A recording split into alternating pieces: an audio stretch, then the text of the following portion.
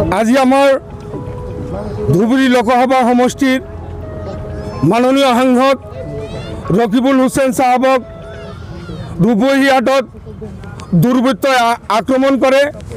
তাৰ কাৰণে আমি ধুবুৰী জিলা মাইনৰিটি কংগ্ৰেছ তৰফৰ পৰা অসম চৰকাৰক ধিক্কাৰ জনাইছোঁ। এজন সন্মানীয় সাংসদক অসম চৰকাৰে নিৰাপত্তা দিব নোৱাৰা কাৰণে আমি অসম চৰকাৰৰ মাননীয় মুখ্যমন্ত্ৰী লগতে গৃহ বিভাগক আমি ধিক্কাৰ জনাইছোঁ। আমি নগাঁও পুলিচ প্ৰশাসনক আমি ধিক্কাৰ জনাইছোঁ। SP মহোদয়ক আমি ধিক্কাৰ জনাইছোঁ। DC মহোদয়ক আমি ধিক্কাৰ জনাইছোঁ।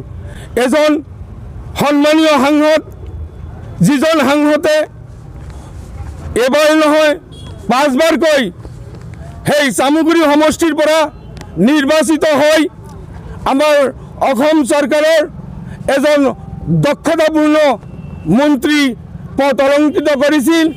সেইজন নেতা আকৌ 2024 চনত ধুবুৰী লোকসভাৰ পৰা তেখেত বিপুল ভোটত জয়ী হৈ আমাৰ সাংসদৰ পদ অলংকৃত কৰে।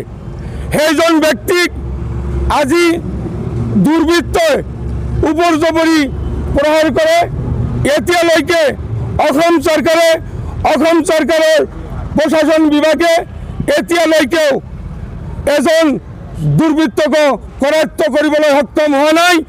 যদি অসমৰ মাননীয় মুখ্যমন্ত্ৰী প্ৰশাসন বিভাগে অনতিপলমে দুষ্কৃতিকাৰীক কৰায়ত্ব নকৰে, তেনেহ'লে আমি অসমৰ গোটেই কংগ্ৰেছ কৰ্মী অকল ৰাজপথেই নহয়, আমি দিছপুৰলৈকে গৈ আমাৰ ৰাজভৱন ঘেৰাও কৰিম। আমি ব্ৰিটিছক ভয় কৰা নাই। অসমৰ এই সাধাৰণ গুণ্ডা বাহিনীক আমি কেতিয়াও ভয় নকৰোঁ। অসম চৰকাৰে ভয় খাইছে।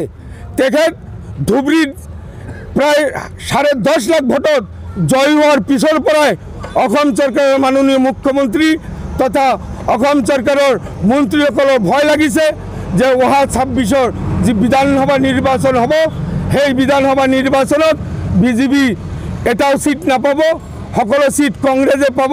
তাৰ কাৰণে আগতীয়াকৈ তেখেতসকলৰ চৰকাৰ চলি থকা অৱস্থাত আমাৰ নেতাসকলক কেনেকৈ উপহাৰ কৰিলে দুৰ্বৃত্তৰ দ্বাৰাই।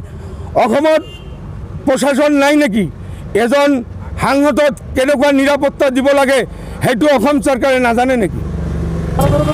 আজি আমাৰ ধুবুৰী লোকসভাৰ সাংসদ মাননীয় ৰকিবুল হুছেইন সাহেব আৰু আমাৰ NSUৰ অল ইণ্ডিয়া সাধাৰণ সম্পাদক তানজিল হুছেইনক যি আক্ৰমণ কৰিলে BJPৰ গুণ্ডা বাহিনী, তাৰ বিৰুদ্ধে আজি আমি প্ৰতিবাদ সাব্যস্ত কৰিলোঁ।